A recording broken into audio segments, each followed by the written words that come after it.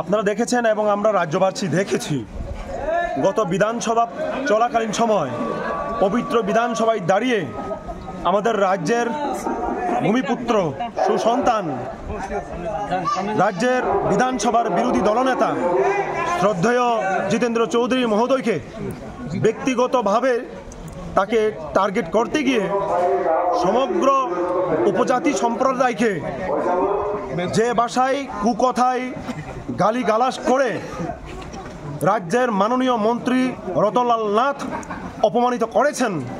আজকে TYF central committee তার বিরুদ্ধে ধিক্কার জানিয়ে এবং মাননীয় মুখ্যমন্ত্রী মানিক সাহার কাছে আমরা দাবি জানাচ্ছি ওনার মুখ্যমন্ত্রিত্ব ওনার মন্ত্রিত্ব বহিষ্কার করে ওনাকে পদত্যাগ করা, তার দাবিতে আজকে আমরা এই ধিক্কার মিছিল করছি।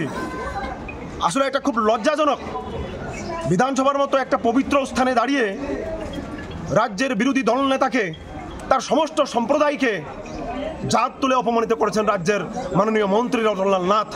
তার বিরুদ্ধে টিওয়াইএফ ধিক্কার জানাচ্ছে। সমগ্র রাজ্যব্যাপী আমরা এরকমই বিক্ষোভ মিছিল করছি, তার অঙ্গ হিসেবে আজকে আমরা আগরতলায় এই ধিক্কার মিছিলটা করছি।